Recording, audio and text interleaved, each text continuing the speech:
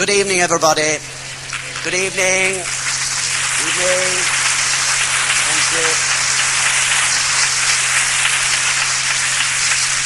Thank you very much. It's great to see so many of you here this evening to study the Gosho together. And it's a long time since we've had a Gosho study lecture with so many of us, I think, all together gathered here. We used to be here quite often, but we haven't been to Friend's house for a long time. So it's nice to be back here. And also, I really welcome any guests who may be here, who may be hearing about Buddhism for the first time. Coming to what we call a Gosho lecture, Gosho meaning the writings of the founder of this particular sect of Buddhism. His name was Nichiren. These writings, of course, contain within them all that he taught during his entire lifetime. And many of them are still extant, though they were written far back in the 13th century. In particular, the receiver of this letter, which we're going to study this evening, received many such letters on varying different subjects. His name was Nanjo Tokimitsu. And many of the Gosho, the letters that he received, are still at the head temple in Japan to this very day. So you can imagine that the Gosho, these sacred writings of the Buddha, are very important indeed. So this particular Gosho, called the Wealthy Man Sudatta, is quite a short, yet very profound teaching. It's expressed, I'm sure you'll agree, as we read it a little later, in a very beautiful and simple way. And it's worth spending a little time studying the way in which the Buddha taught. All Buddhas have taught. Because we in our turn have to do a certain amount of trying to teach. When we introduce perhaps friends to this practice, this philosophy, all of us in a way can learn from these writings how we can best do it. So in this Gosho alone, which is quite a short one, Nichiren Daishonin uses many examples to illustrate the points he wishes to drive home, taken from daily life.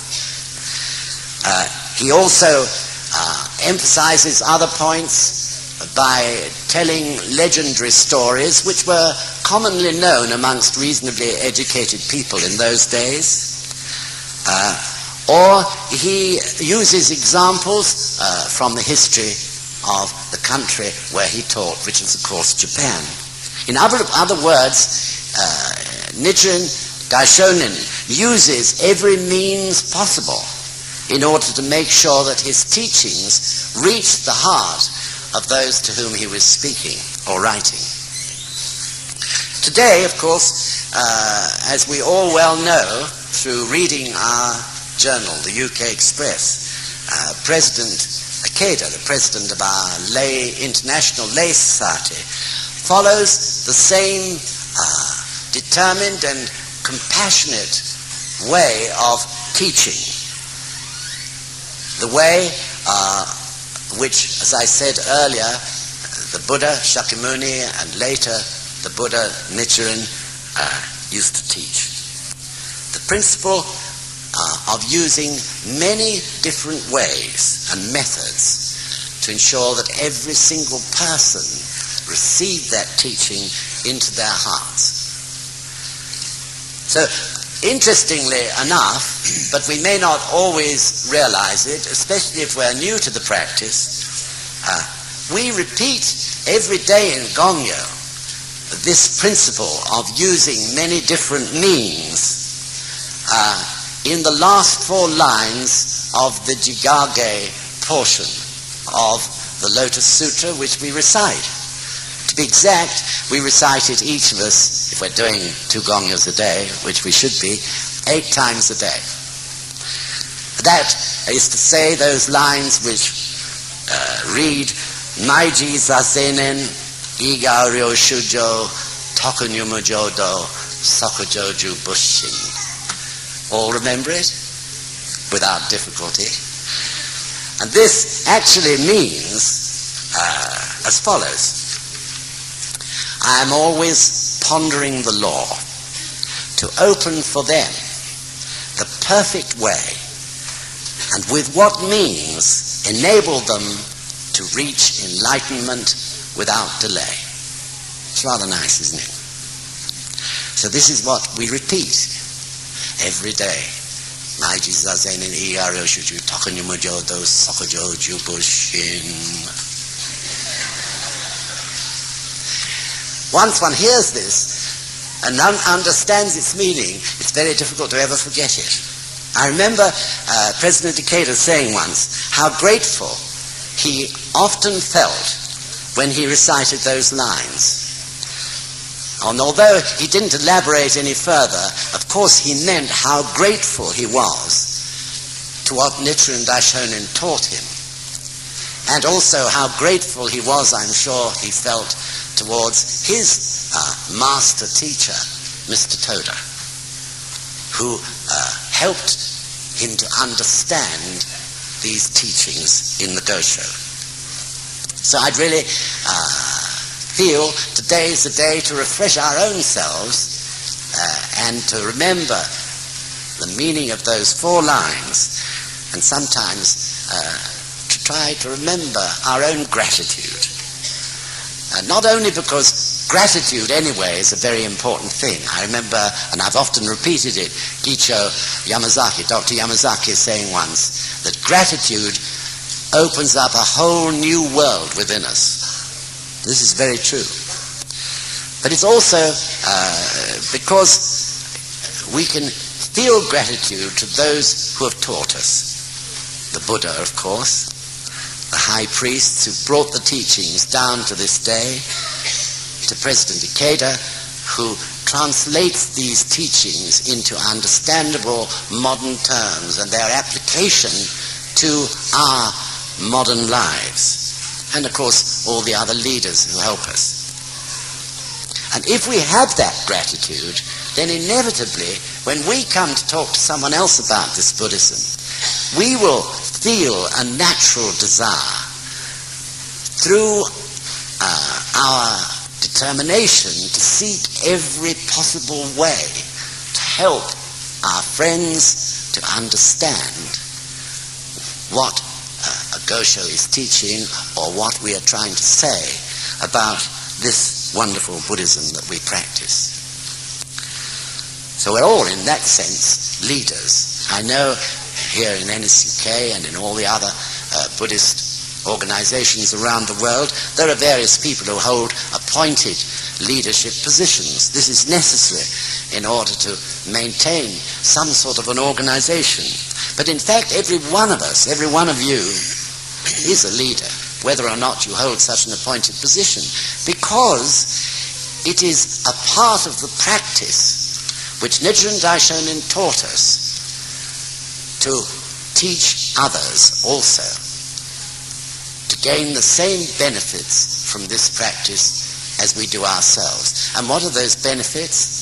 They're all summed up in the one term: discovering and beginning to use to an ever greater degree our Buddha nature, the Buddhahood which, as Nichiren Daishonin taught, exists in every single human being, though often, of course, they're unaware of that fact. The highest human condition of life.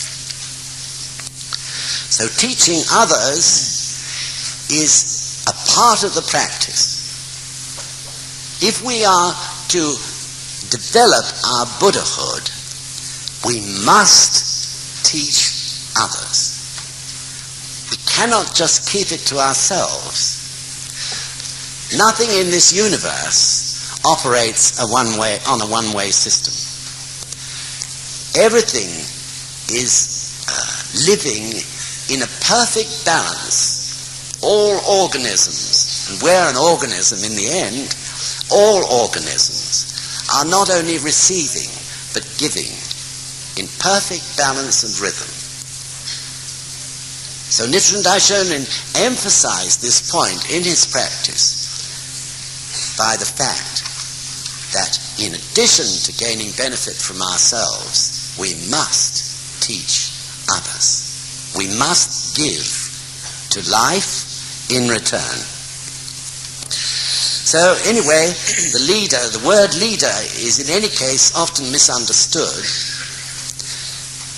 It's a sort of ambiguous word in the English language. It's quite interesting in that respect that I'm sure I'm right in saying that amongst our French members in the organization, this Buddhist organization in France, they really coined an adjective and turned it, I believe, into a noun and used the word responsable.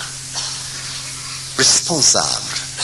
It's quite meaningful, responsable. Taking responsibility for someone else or for other people. But it's a bit awkward in the English language, isn't it? It's awkward to say, for instance, please make sure to come to the responsibles meeting on such and such a date. It's such a mouthful.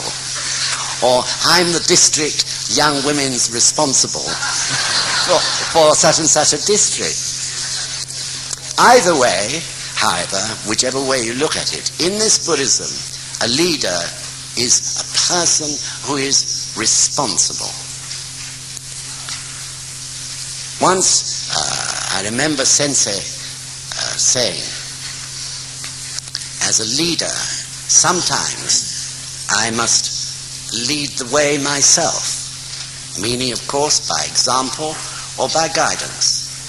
At other times, he said, I advance shoulder to shoulder, side by side with you, giving encouragement and inspiration. And at other times, I must stand and watch your great efforts from the wings, supporting from faith, from prayer, from daimoku. It's all a matter, in the end, of responsibility, isn't it?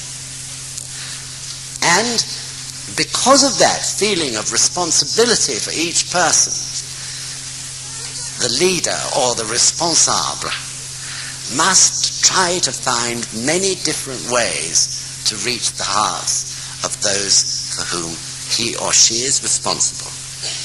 So how do we discover these many different means used by the Buddha to teach? So I think that many of you, when you've been taking part in a discussion meeting and reflecting afterwards about what you said during that meeting, have sometimes been amazed at the words that came out of your mouth. Can anyone relate to that? You feel that? Gosh, was that me? Said all that about the meaning of Nam-myoho Renge-kyo or whatever it might be. And of course it is an incredible feeling. But the reason is that Nichiren Daishonin explained that if you are sincerely trying to teach others, to help others to also find their highest Buddha nature, then you are in the Buddha state of life when you make that great effort. Therefore, the words that come from your life are the words that are arising from your Buddhahood. In this particular Gosho, Nichiren Daishonin explains what teaching is for. Although we're not quite reached the point of reading it all together, he says in that second paragraph,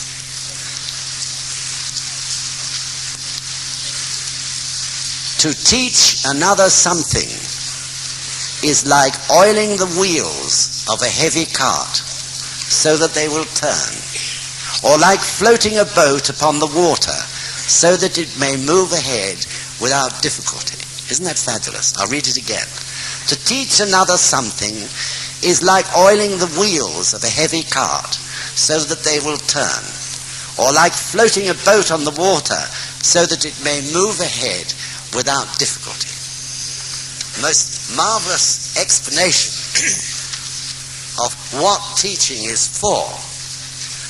to enable that boat to move ahead without difficulty.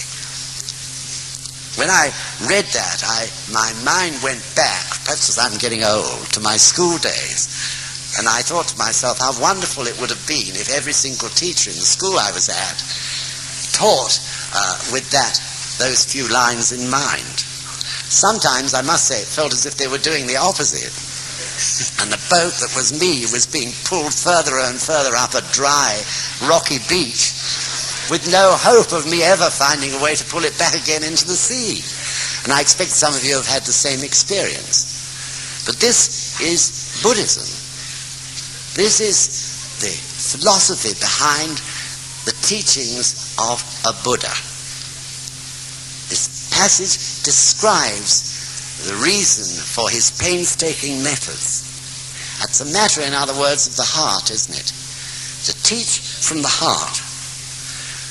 So, if we truly wish to give someone happiness, if we truly wish that they can begin to overcome their sufferings and their difficulties by developing their own Buddha nature, with that feeling in our hearts, the right words, the right means, the right timing, the right everything will come to our hearts. It's a matter of the heart, or as we call it, ichinen, the determination which fills our whole life. And of course, what arises in our mouths in those words comes from nowhere else but the Buddha state. So I dwelt rather a long time on teaching because it's very central to this practice and to what this particular Gosho is about today. To have the spirit of dedication, perhaps that's the best way of putting it, the spirit of dedication, to desire to teach in a way which will give that other person happiness and the means to overcome their sufferings. In other words, to teach others about the great law, which is called Nam-myoho Renge Kyo. So this Gosho, the wealthy man Sudatta, is about that spirit of dedication. It was written to one of Nichiren Daishonin's most devoted followers, as I said earlier. His name was Nanjo Tokimitsu. He was also had the title of Lord Ueno, or the Lord of Ueno. In other words, he was a minor feudal lord of those times in 13th century Japan.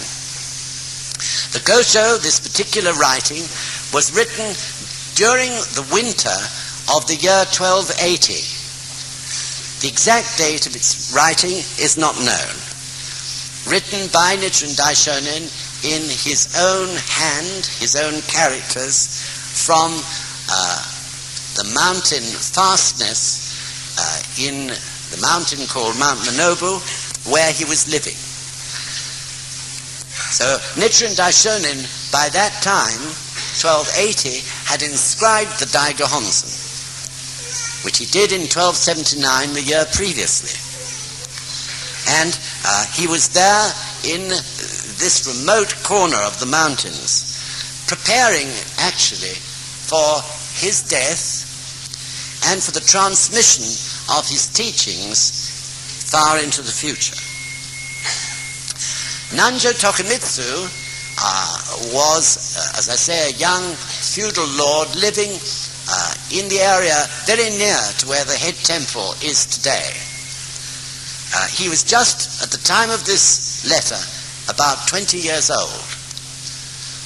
But in those days, of course, life started and matured and developed much more quickly. So most young men were already married by even as young as 11 years old or 12, 13, 14 years old. Indeed, by that time we know Nanjo Tokimitsu had quite a number of children.